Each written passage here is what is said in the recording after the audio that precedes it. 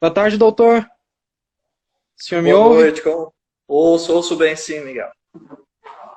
Que bom. Como vai o senhor? Tudo na Santa Paz melhor agora, podendo dar uma singela contribuição para os nossos jovens advogados da nossa querida Comarca de Itu. Que bom, isso é muito bom.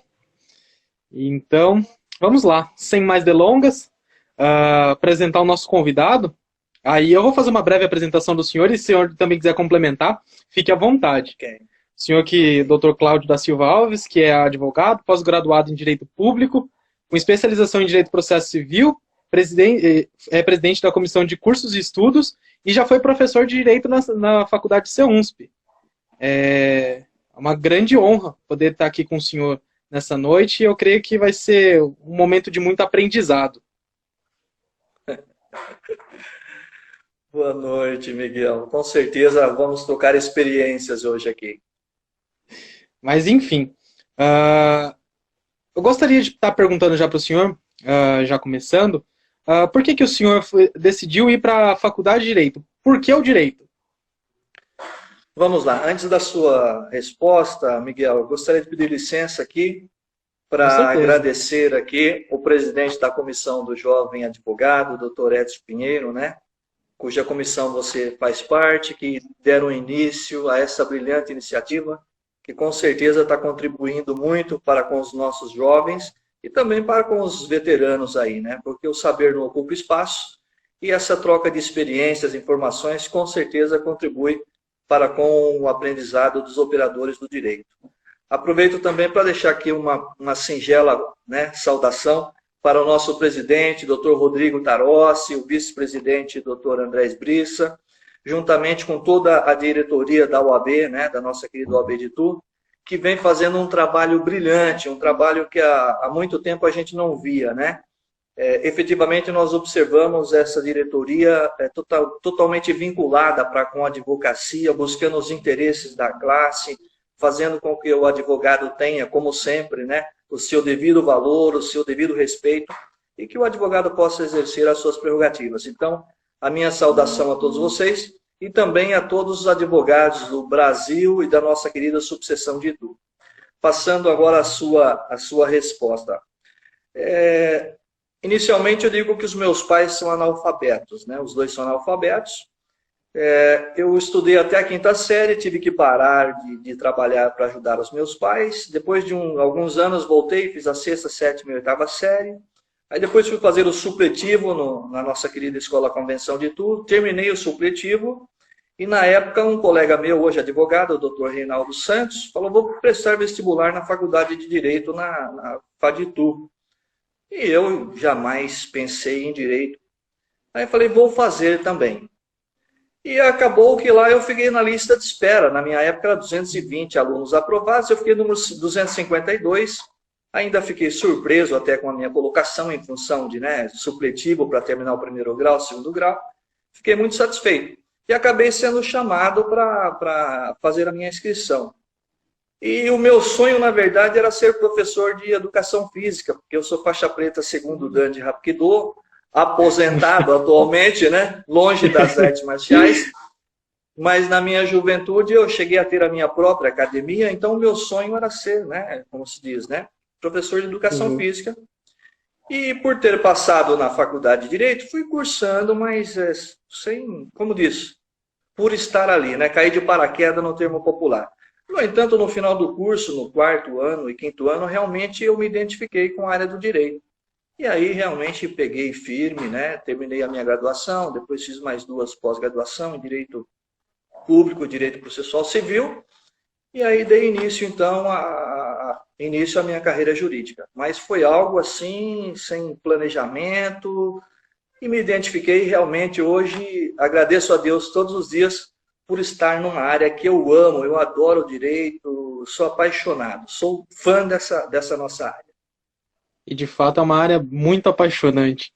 É, E após o término da faculdade, o senhor já foi trabalhar como advogado?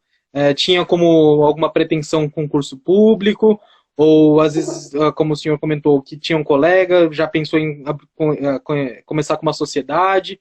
quais eram os planos e objetivos do senhor assim que terminou a faculdade, também ao decorrer da carreira do senhor. É.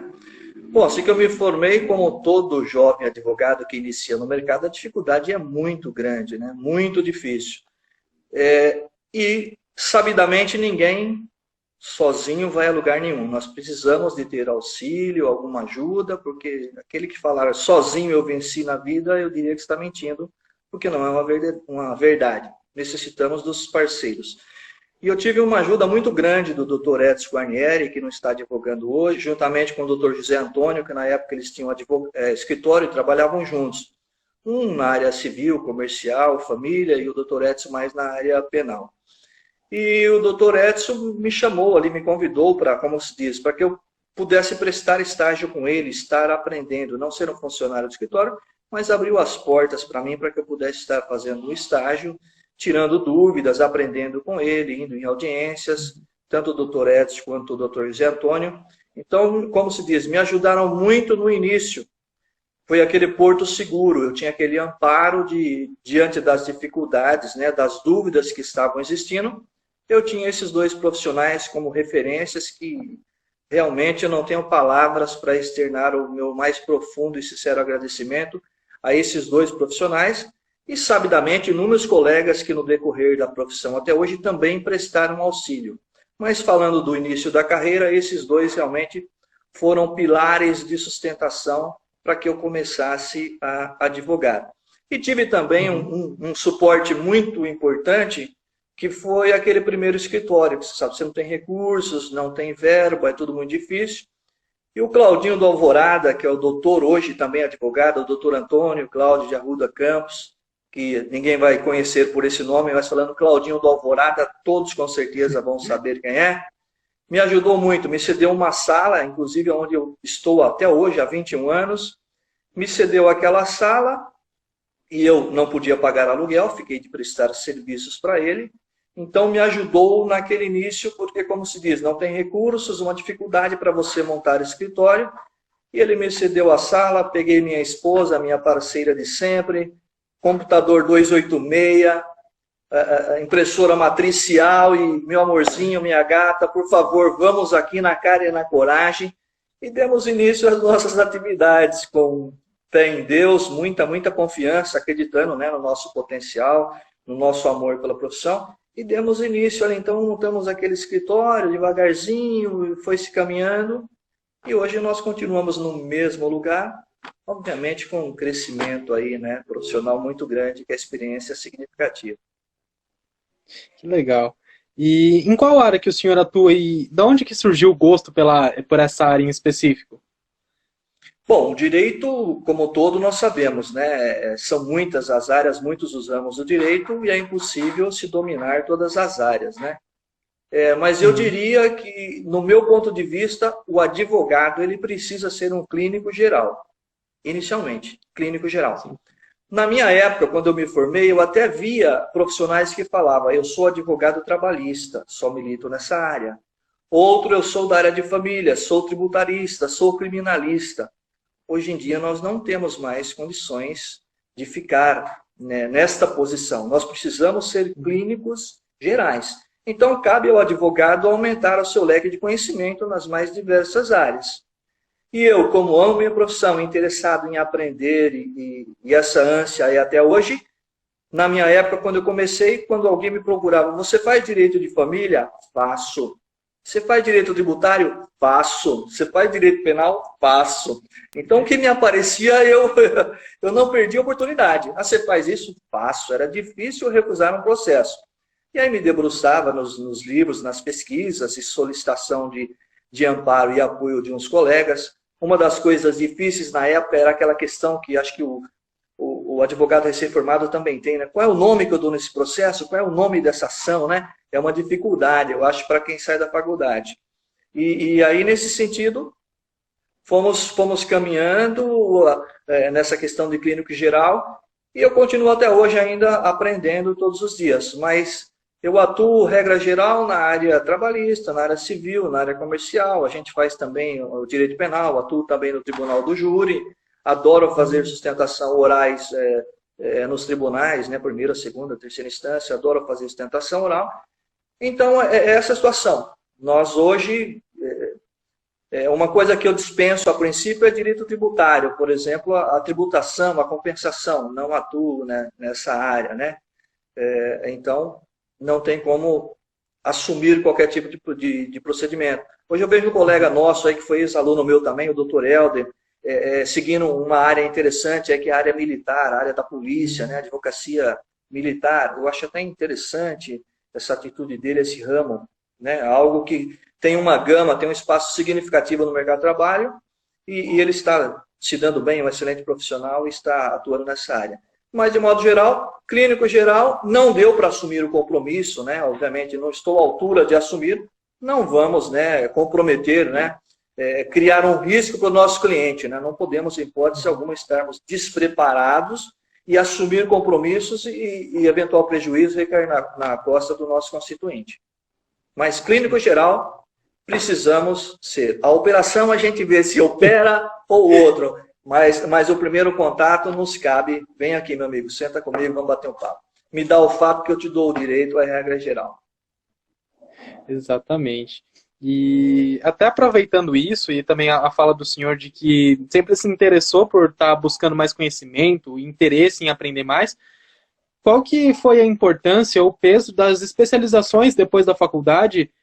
Qual o peso que essas especializações tiveram na carreira do senhor? O quanto isso ajudou? O quanto isso foi importante durante toda a carreira do senhor? A especialização ela contribui muito, porque em tese você vai aumentar os seus conhecimentos. E digamos, aquilo que nós não pegamos ali na nossa graduação, a tendência é nós pegarmos no curso de especialização. Ali, a função do professor é de passar aqueles detalhezinhos, olha, o direito está aqui, mas a vírgula está aqui, use esse dispositivo, ou use aquilo, aumenta, né, força você a estar estudando muito mais aquela área que você está fazendo de pós-graduação, então isso acaba contribuindo muito para o seu conhecimento em si.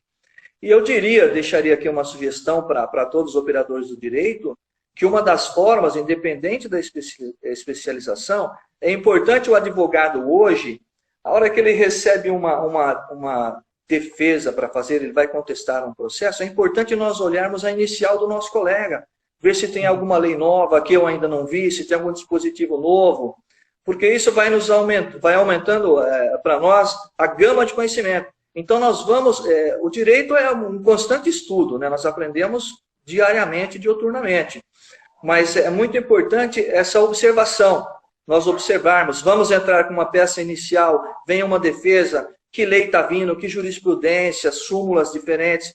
Então, eu diria que para o advogado, o que é importante é todos os dias estar ligado nos seus processos, nas suas peças, e atuando também pela parte contrária, né? Você tem que observar, se vai entrar com uma inicial, que tipo de defesa vai vir, o que a outra parte vai estar arguindo. Então, contribui muito a especialização, que nos dá um conhecimento ainda maior, mas o dia a dia, eu diria para você que é indispensável estarmos ligados, observando o que está vindo ali, o que está vindo de novo na peça do meu colega, qual é a nova decisão, uma nova jurisprudência, uma lei que eu não conhecia. Então, isso nos deixa mais inteirados, né, das novidades, da modificação do ordenamento jurídico e nos capacita ainda mais no exercício, na busca dos direitos que os nossos constituintes estão esperando da nossa atuação profissional. Que legal. E, assim, também já aproveitando, como que foi para o senhor, da onde que surgiu o desejo de ser docente e como que foi essa experiência para o senhor? Olha, realmente, como eu te falei, eu adoro fazer sustentação oral nos tribunais, eu adoro fazer audiência presencial, eu adoro fazer ali as alegações finais orais, na área penal ali, fazer os debates orais, é o meu jeito de ser. Se eu pudesse discutir todos os meus direitos na fala, eu gostaria. Então, eu gosto de falar, eu gosto de me comunicar. E antes de eu ser advogado, eu fui vendedor, eu fui gerente de supermercado. Então, por ser vendedor, você precisa se comunicar. O meu pai, até 5 anos atrás, era vendedor ainda mascate, sempre foi vendedor. Vendedor fala, acabei pegando. Meu pai é comunicativo, é falante. Então, eu gosto de falar. E lá em 2002 apareceu um convite para que eu desse aula na faculdade de CEUNSP. Inclusive, eu consegui essa vaga através do meu querido amigo, professor José Carlos Clementino, que também foi docente durante muitos anos. E aí eu tive essa experiência, recebi o convite lá atrás e fui dar aula de Direito, Legislação do Trabalho. Adorei essa troca de experiência com os alunos. Fiquei uns 2, 3 anos, aí eu me desliguei, depois voltei numa segunda etapa, na Faculdade de Direito em Salto, onde lá na Faculdade de Direito eu tinha disciplina de Direito Empresarial, e foi maravilhoso. Fiquei praticamente nessa segunda etapa, 8 anos dando aula na Faculdade de Direito, sobre a coordenação lá do nosso querido professor Laércio, à época, a qual deixo aqui o meu abraço também pelo suporte que nos deu durante a docência lá na Faculdade de Direito. E foi uma experiência maravilhosa você contribuir para com aqueles colegas, né, aqueles alunos que serão oportunamente seus colegas de trabalho, seus adversários na área de trabalho, e é muito gratificante. Hoje eu estou no fórum, nas ruas, eu encontro dezenas, centenas de ex-alunos que hoje são colegas de trabalho. E isso é muito gratificante. E eu tenho comigo mesmo de que eu dei uma significativa contribuição para com esses profissionais, porque eu sempre fui aquele professor parceiro. Eu estou ali para cumprir a minha obrigação, está aqui o conteúdo programático, vamos cumprir o protocolo e você seguirá o seu destino. Porque ali na faculdade nós sabemos, o início, uma preparação, mas o mercado de trabalho é que vai capacitar efetivamente o profissional. Então eu sempre estive aquele professor parceiro, aquele professor que valorizava o aluno, que estava ali se sacrificando, a dificuldade de pagar mensalidade, tentando buscar uma formação de nível superior. Então, essa interação, essa oportunidade de você estar mantendo os seus conhecimentos, porque você é obrigado a ter um conhecimento, porque os alunos estão lá, estão te questionando, seja na sua matéria, coisas vinculadas à sua matéria, que um assunto puxa outro ramo de direito. Então, foi muito importante, muito gratificante. Eu agradeço a Deus todos os dias essa oportunidade maravilhosa que eu tive. Porque é muito bom estar no meio da juventude, ali, trocando as experiências, e mais ainda hoje, né? Como eu acabei de citar agora, o doutor Helder, são tantos advogados aí que estão atuando, e foram ex-alunos, e bacana, né? Porque eu tenho certeza que ninguém está falando nas minhas costas. Espero que não. Esse professor era chato, esse professor pegava no pé, esse professor deixava todo mundo de independência, recuperação, essas coisas. Não, eu fui um parceiro, eu acho que contribuí, ainda continuo contribuindo, porque muitos ex-alunos aí às vezes nos consultam solicitando uma orientação e a gente está sempre à disposição. Isso é bacana, precisamos ter simplicidade, humildade e observar que somos colegas de trabalho e não adversários, né? Que infelizmente tem alguns colegas que tomam o lado pessoal do cliente e te trata de forma ríspida e áspera. E não é isso, né? Nós somos operadores do direito, trabalhamos com a legislação. Então, Miguel, muito bacana, muito gostoso realmente estar atuando como docente. É realmente gratificante, é muito bom demais. Eu me realizei e, na verdade, parei até por iniciativa minha, não foi nem dispensa, nada disso. Eu solicitei à direção a minha dispensa, estava um pouco puxado as atividades, das 8 às 11 trabalhando, eu resolvi dar um tempo, pedir afastamento. Quem sabe no futuro eu resolva voltar, né? Mas resolvi dar um tempinho aí para descansar a mente e ter um pouco mais de tempo para querida esposa, né? Minha gata lá, inclusive um beijo, está acompanhando, que das 8 às 11 o marido, né? Fora de casa, só final de semana. Realmente a família sente falta e a gente também sente falta. Então, de vez em quando, você precisa tomar novos rumos. Porque os advogados eles são essenciais para o dia a dia, mas os professores são aqueles que formam os advogados, né? Então, essa é uma profissão muito digna. Porque nós vamos ali, né? Como eu disse, passar as experiências. Na verdade, a gente passa lá no caso, né? O direito positivo, as normas, a legislação. Mas importante, né, em especial para o acadêmico do direito, que o professor atue ali com a teoria, né, com a norma jurídica, mas que o professor possa também estar passando já na formação casos práticos, experiências, e estar ensinando ele também a vírgula, né? A lei é assim, mas aqui, né, pode-se usar dessa forma, para Uhum. contribuir justamente com o aluno, porque eu não acho que o conhecimento que nós adquirimos deve ser restrito, né? Se tenho uma possibilidade de te passar uma, duas, três opções, eu acho que é obrigação do docente, do professor, passar ali para o seu aluno, né? Contribuir para que ele Sim. também não saia tão cru, às vezes, da faculdade, tão perdido. E isso é importante e significante, porque é o dia a Uhum. dia do nosso futuro colega, né? A que hora que ele Sim. ingressa no mercado de trabalho. E o senhor costumava dar dicas de, por exemplo, desde quando o senhor começou até hoje, como proceder com a prospecção de clientes, de como tá montando um escritório, de como tá, de fato, gerindo um escritório, porque o dia a dia é um tanto quanto diferente de outras profissões, né? Porque uma hora você precisa estar no escritório escrevendo uma petição, outra hora você precisa ir a uma audiência, ou como o senhor mesmo falou, que gosta de estar fazendo sustentações orais, então, às vezes, no nosso caso, precisa até ir para outra cidade para estar fazendo sustentação oral. Então, como o senhor fazia para ter essa prospecção de clientes e o senhor dava dicas para os seus alunos em relação a isso, para como está começando na carreira de fato? Sim. Bom, é muito importante na prática o network, né? O relacionamento que nós temos com os nossos amigos, regra geral. Eu, na minha época, eu tinha, por exemplo, eu cheguei a fazer cartões na minha época e estava escrito lá, né? Cláudio da Silva Alves, cobranças extrajudicial. Uhum. Então, eu spamava cartão na época, porque eu não, como cobrança extrajudicial, não precisa ser advogado. Qualquer profissional liberal pode atuar na área de cobrança extrajudicial e, quando envolvia a parte judicial, poderia pegar os colegas que já atuavam, né? Então, na Sim. minha época, eu fazia isso e sempre tive, graças a Deus, um bom relacionamento, um contato significativo de amigos, de conhecidos. E essas pessoas, como eu te falei, qualquer problema que eles citavam no meio das conversas, eu já vi. É assim, assado, você precisa de um advogado aqui, ou pode ser discutida na área jurídica, e ia dessa Sim. forma aumentando o contato de clientes.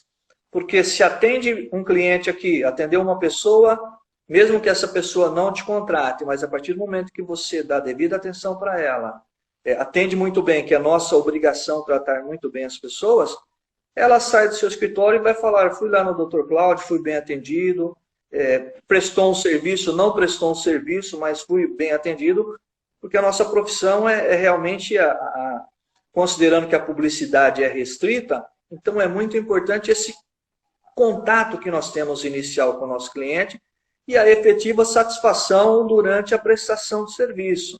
Porque Uhum. atender bem esse nosso cliente ramifica, ele fala para dois, três fala para mais cinco, então vai aumentando o leque de pessoas que podem vir a te procurar no escritório. Então, o network, o bom relacionamento é muito importante, que vai contribuir com a carteira de clientes que se precisa no futuro, né? No dia a dia, Uhum. digamos assim. E hoje em dia, como que é a sua rotina aí no escritório do senhor? Como que funciona? Bom, atualmente eu estou com uma unidade aqui em Itu, tem uma outra unidade em Salto, né? Na Uhum. Santa Cruz tinha duas unidades aqui.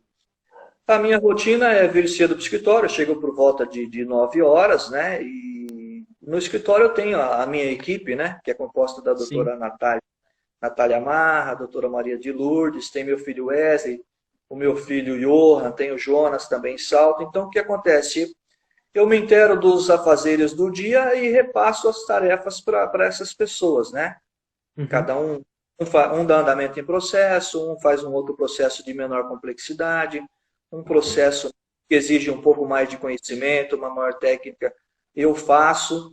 Dividimos as audiências também, não sou eu que faço todas, eu divido às vezes as audiências, fulano faz essa, fulano faz aquela, e eu Uhum. faço a distribuição dos afazeres, né? E como eu te falei, como nós atuamos em várias áreas, né? Geralmente a gente deixa no escritório alguém que está mais habituado a trabalhar com processo trabalhista, aquele que está mais habituado na área criminal, a gente distribui de acordo com a capacitação, né, dos nossos Uhum. parceiros, destacando que isso não retira deles o que eu digo, já disse que nós precisamos ter, clínico geral. Então todos os meus parceiros eu exijo também deles que eles se esforcem para ter o conhecimento mínimo em todas as áreas. Não é porque faz Uhum. processo de trabalho aqui que vai ficar totalmente leigo na área civil, direito de família ou na área de direito penal. Então, nós Sim. trocamos essas experiências e fazemos a distribuição de trabalho. Que legal. E, assim, além desse conhecimento geral que o senhor comentou, o que mais o senhor observa para estar selecionando as pessoas que vão estar trabalhando com o senhor? Olha, eu já dei bastante oportunidade para várias pessoas e sou um profissional que gosta de contribuir. Eu gosto de, como eu te disse, dar oportunidades, né, e Uhum. dividir os conhecimentos. Inclusive, já tive vários ex-alunos que fizeram estágio comigo, já trabalharam comigo. Então, dar essa oportunidade para as pessoas é muito importante. Regra geral, eu sempre tive estagiários também. Dar oportunidade para as pessoas que estão estudando na faculdade de estarem aqui Uhum. trabalhando comigo no escritório. E, de repente, a pessoa continua por um bom tempo ou ela sai para montar o seu próprio negócio.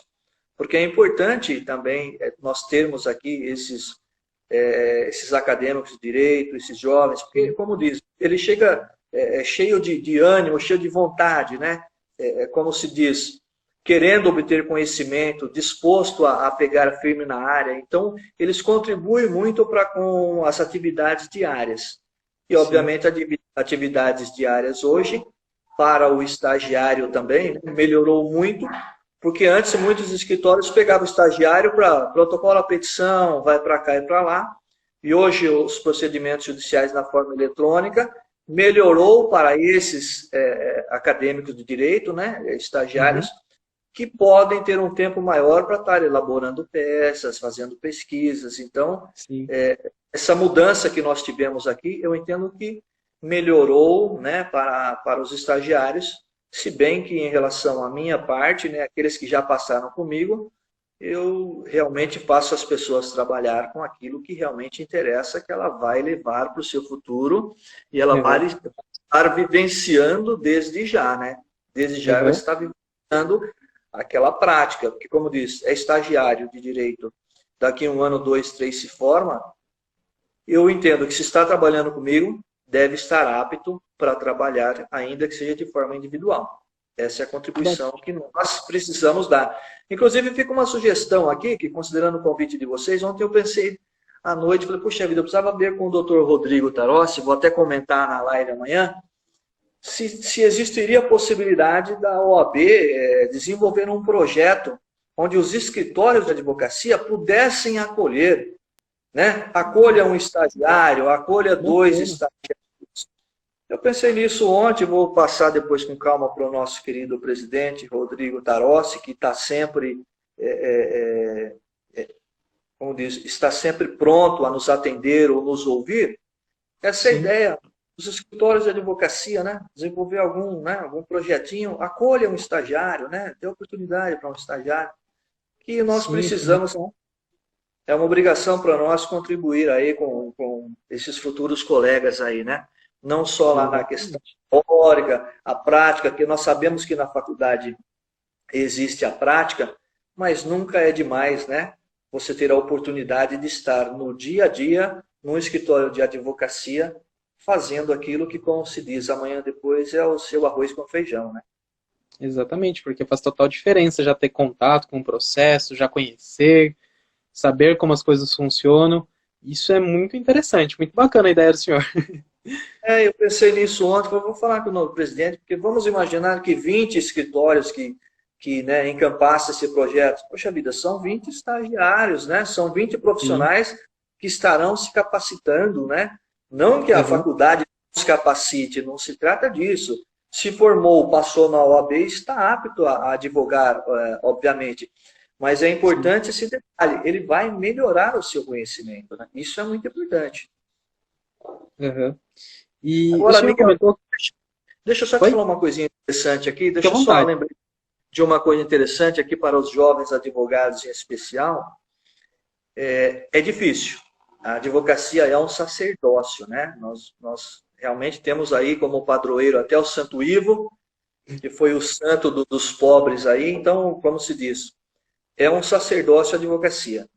E eu Sim. gostaria de deixar aqui a minha mensagem de que as pessoas devem insistir no seu sonho, no seu Uhum. desejo.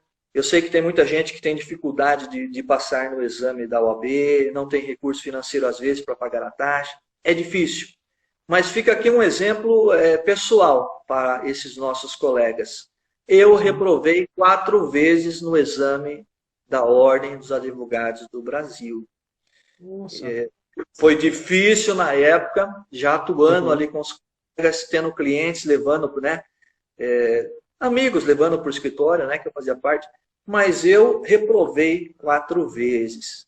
Não desisti, me apaixonei pelo direito, como eu te falei, no quarto, quinto ano. Uhum. Ia lá, fazia o exame, reprovei, reprovei, reprovei. Então fica aqui o meu incentivo para aqueles que de repente estão passando por essa mesma dificuldade. Concluíram o curso e ainda não conseguiram, né, a tão prestigiada, necessária a carteira da Ordem dos Advogados do Brasil. Então, para essas pessoas, não desistam, vocês vão conseguir, vocês podem conseguir, somos todos iguais, todos temos capacidade. Então, fica aqui o meu incentivo para aqueles que estão passando por essa dificuldade. Corra atrás do seu sonho, do seu objetivo, que lá na frente você vai colher os frutos por merecimento. Isso é muito interessante. É legal ver um exemplo como o do senhor, que acabou não sendo aprovado em 4 exames, e querendo ou não, é um desafio depois da faculdade estar passando no exame da ordem e ter um exemplo como o senhor, que é hoje um advogado bem-sucedido, que já foi professor, que já esteve compartilhando conhecimento, que também teve dificuldades no início, é uma motivação para todos que estão começando e aqueles que estão tentando seguirem adiante. Sim, com certeza. Como eu estou falando, ame, ame, né? Se dedique, se esforce, se capacite cada vez mais, mas não desista do sonho. Não é fácil. Justamente nós lidamos com direitos, nós lidamos com vida, né? Então nós somos Sim. psicólogos, somos médicos no dia a dia, porque nós nos deparamos.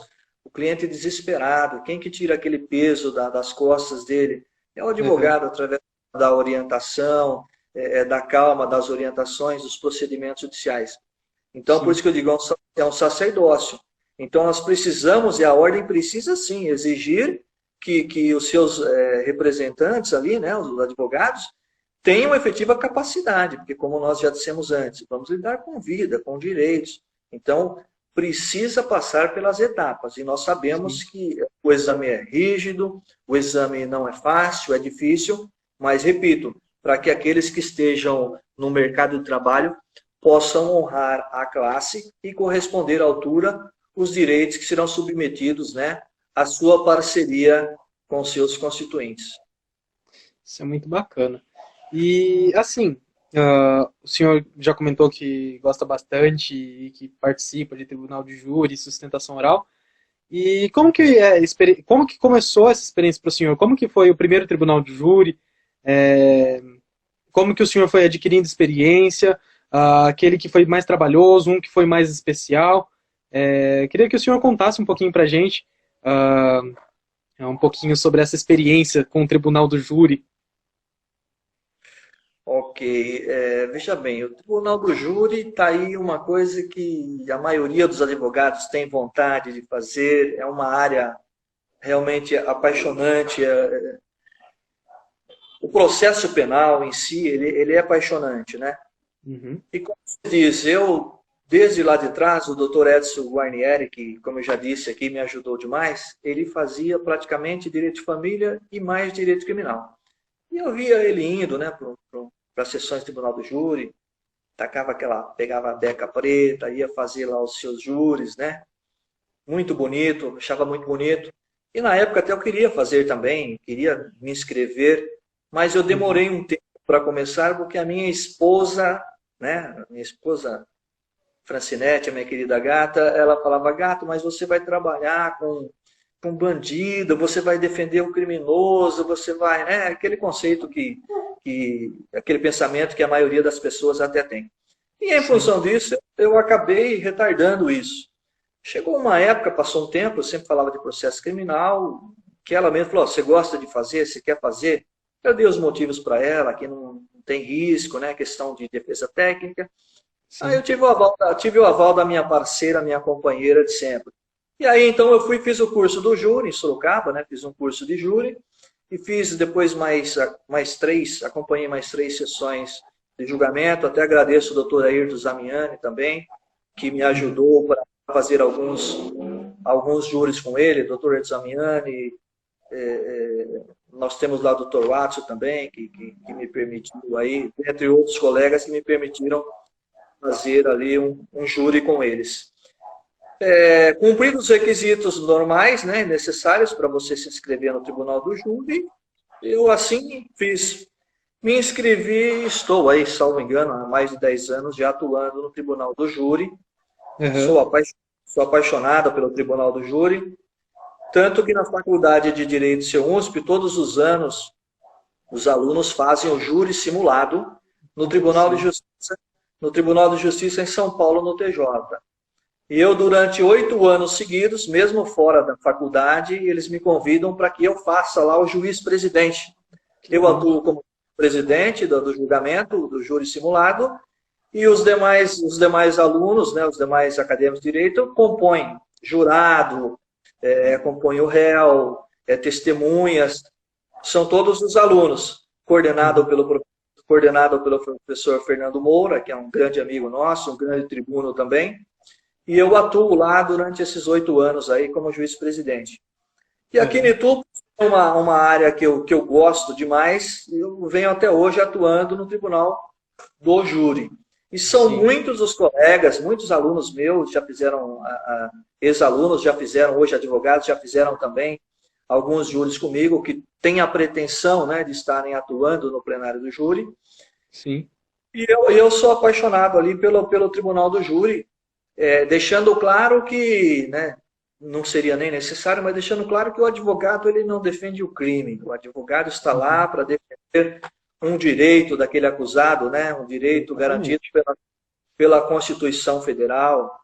E ali nós vamos fazer o nosso papel. Vamos fazer aquilo que é possível, de acordo com a prova produzida nos autos, vai se defender aquele acusado e ver qual será a decisão dos jurados. Gosto demais, como eu te falei, de júri assim, de que mais marcou, são vários, porque na verdade cada júri é uma situação, cada júri você tem uma situação. Existem júris mais leves, vamos dizer assim, tipo tentativa de homicídio, é mais leve, vamos lá, ninguém perdeu a vida, né? Ninguém perdeu a vida. Você vai lá para ver, defender o acusado e ver a decisão dos jurados. Faça a defesa técnica. Quando nós falamos em homicídio, independente da forma como se deu o homicídio, por si só, nós sabemos que a vida humana só Deus deveria tirar, e por algumas circunstâncias, alguém indevidamente, ou salvo legítima defesa, acabou tirando a vida de alguém. Então, o júri é pesado nesse sentido. Nós vamos lá, alguém perdeu a vida, alguém está diante da justiça, né, se submetendo a um julgamento, porque cometeu aquele crime, e são todos, obviamente, delicados em função disso. Alguém tirou a vida, então o júri mais leve ou mais pesado acontece, repito, é homicídio, já é mais pesado, obviamente. Agora, existem situações que nós nos deparamos que você, de repente, você vai defender um acusado por homicídio, por exemplo, houve estupro seguido de morte.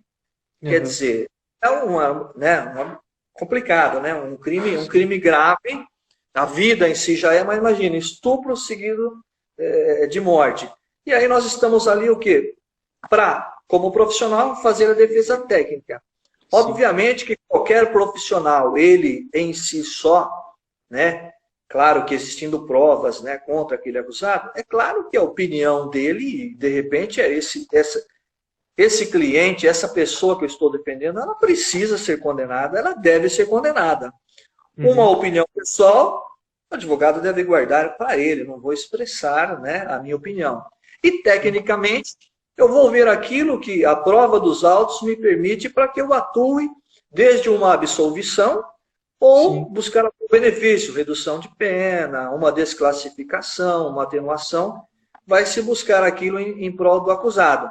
Mas, repito, existem situações mais graves que nos choca como ser humano e como profissional fazer o nosso trabalho.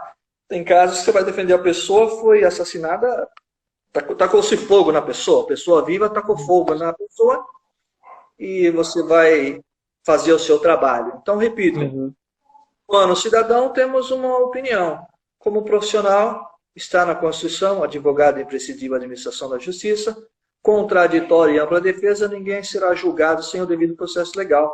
E ali será nomeado ou um advogado particular ou um nomeado pelo Estado para que faça aquela defesa técnica. E ali nós temos que fazer, obviamente, o nosso trabalho, né?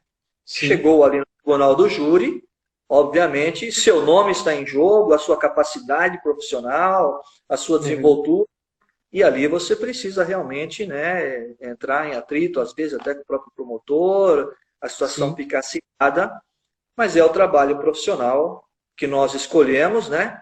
Então, se escolher ele, vamos fazê-lo da melhor maneira possível. Exatamente. Antes de continuarmos, só queria agradecer a presença do nosso presidente, Dr. Rodrigo Tarossi, que está presente aí. Mais forte abraço, nosso querido presidente, jovem advogado, e como eu já falei anteriormente, sempre aberto, sempre pronto a atender, a ouvir os anseios da advocacia ituana. Mais uma vez, os meus cumprimentos e o meu agradecimento pela amizade, primeiramente, em segundo, por ter esse querido amigo, esse jovem competente na administração dos interesses da OAB de Itu. Meu forte abraço. Mais um grande exemplo. Sim, com certeza. Enfim, no que toca à preparação, o que o senhor sente de diferença entre o tribunal do júri e sustentação oral? O senhor acha que tem muita diferença? No final das contas, um é muito parecido com o outro? Quando se diz em preparação, o senhor sente muita diferença entre um e outro? Olha, nos dois é importante a fala do advogado, né? É uma ferramenta que nós temos, né? Nós temos aí a parte técnica escrita, mas nós temos a fala, a oralidade como um forte instrumento de trabalho. No tribunal do júri, é o seu poder de convencimento, né? Você precisa usar os argumentos, ter uma boa oratória para que você conquiste do jurado, né? Que ele confie, que ele acredite naquela sua tese, né? O promotor vai pedir a condenação e você vai falar os motivos pelos quais você pede ou absolvição ou uma redução de pena, afastamento de qualificadora. Você vai pedir para os jurados. Então, o poder de convencimento é muito importante. No tribunal do júri, não como. Eu preciso te convencer. Poxa vida, fulano matou alguém e eu vou dizer para você que não foi ele que matou, foi outra pessoa. Eu preciso convencer que não há prova suficiente de que ele matou, ele está negando. Ele é acusado, de repente a tese é negativa de autoria. Então é importante, né, esse poder de convencimento, o jeito de falar, a argumentação, aquilo que nós temos no processo para convencer o jurado. Nas sustentações orais, da mesma forma. A diferença ali na sustentação oral é que a outra parte tem conhecimento sobre o direito, muito acima, às vezes, do que o próprio advogado. E, regra geral, deve ter. Né? É um desembargador, é um ministro, ele tem conhecimento muito superior. Enquanto aqui eu vou convencer um jurado que é leigo, que não tem conhecimento técnico, no tribunal eu preciso fazer o quê?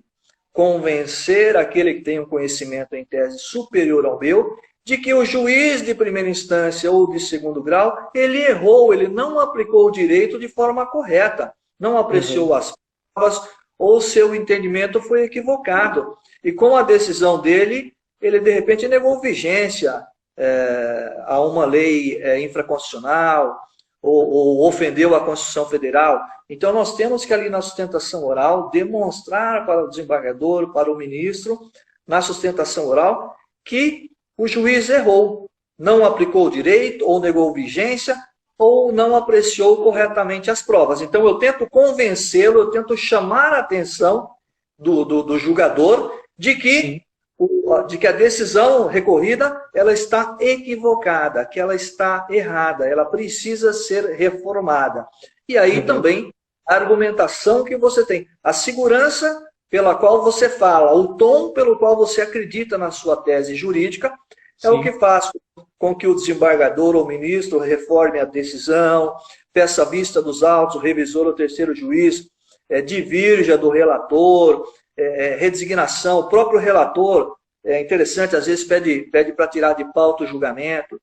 Eu digo para você que o resultado é fantástico, viu? Por experiência, eu estimulo os jovens advogados a se qualificarem, né, a terem essa habilidade, porque nós mudamos muitas decisões em segunda instância, por exemplo, em terceira instância, com a oratória, com a sustentação oral.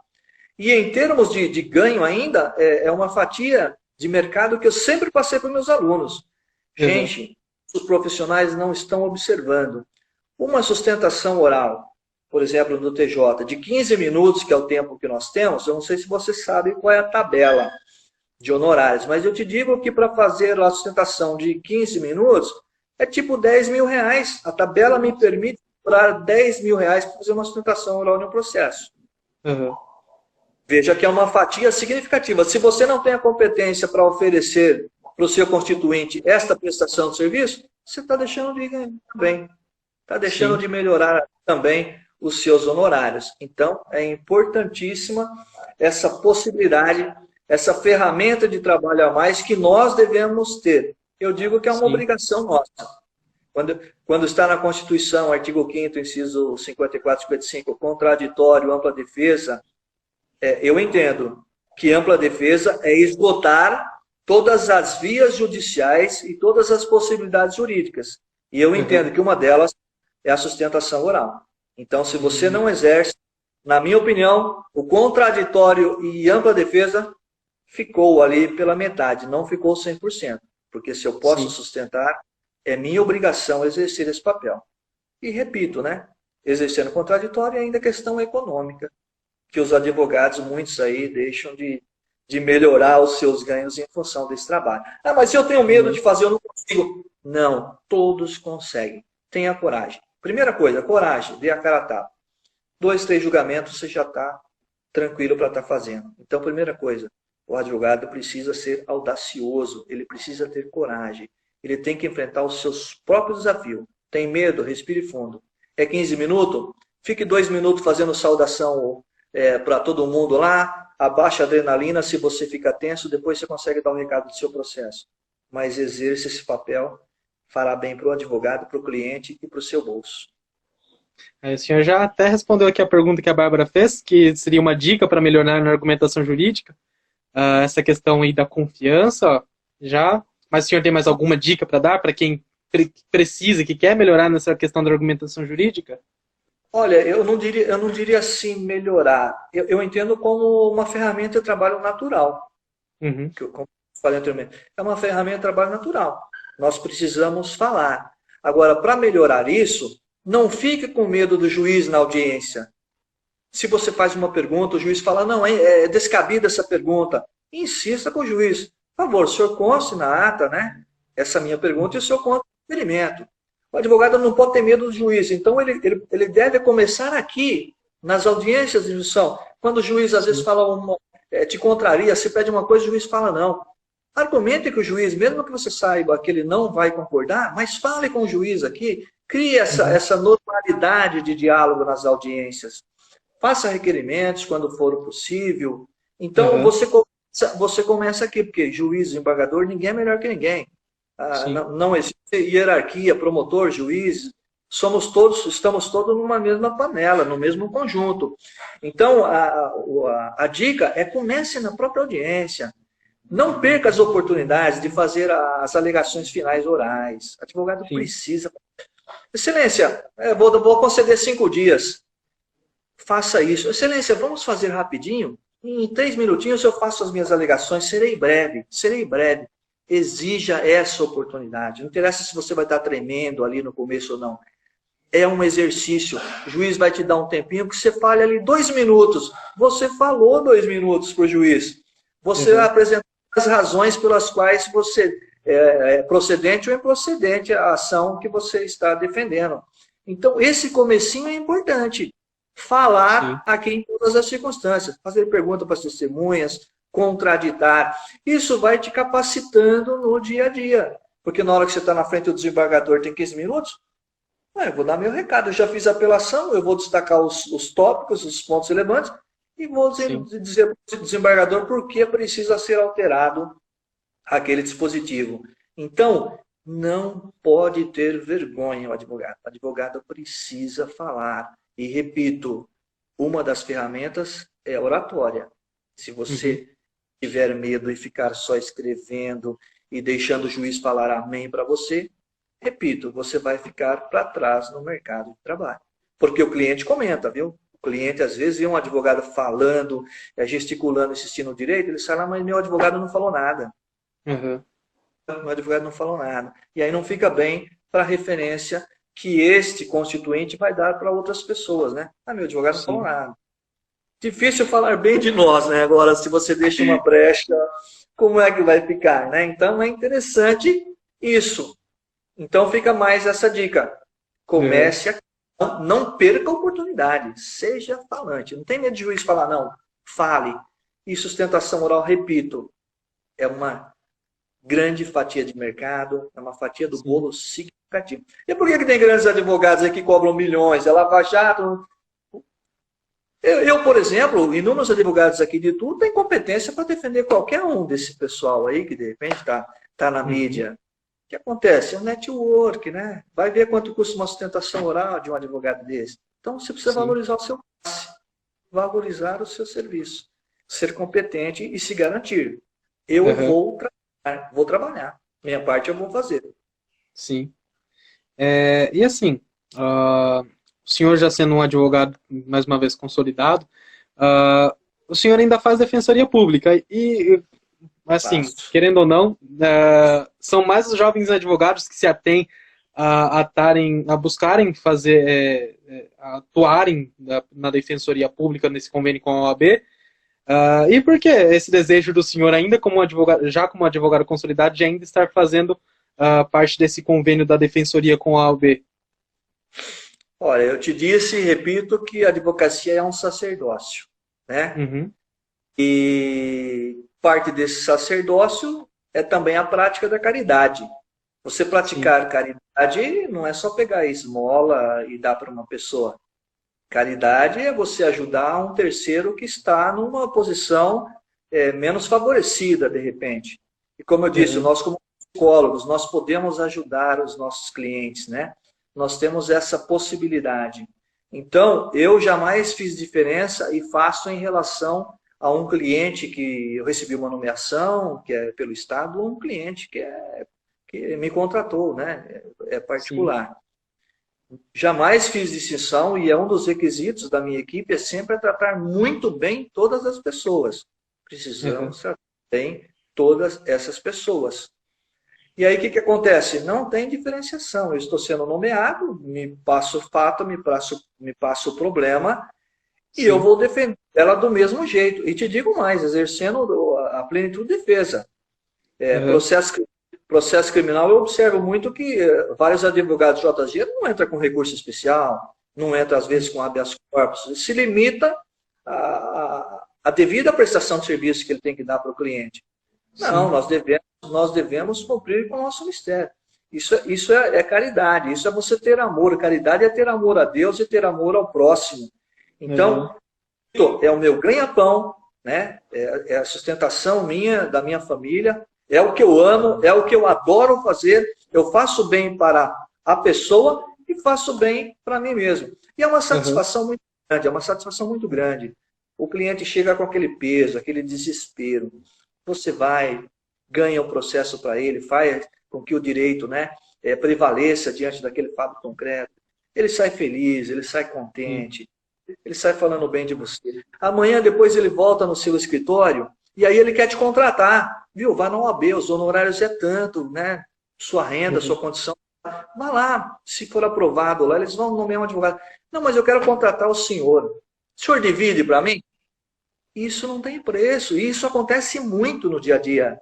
uhum, Acontece, trabalha para uma pessoa, às vezes, numa segunda etapa, ele vem e quer te contratar. Não, mas eu quero contratar você. Ou indica outras pessoas para você. Aquele advogado é bom, aquele advogado atende bem a gente. Então, repito, é plantar e colher. Você precisa ter no seu íntimo, eu quero ajudar as pessoas. Eu quero ajudar, eu quero colaborar. Tudo que eu puder fazer para o meu próximo, farei. E o retorno é garantido, né? Porque, ao meu ponto de vista, na vida pessoal, eu digo que se engana aquele que fala, eu ajudei o fulano, ajudei o cicrano, a B, C, D, eu ajudei. Não. Deus te deu a oportunidade para você ser beneficiado.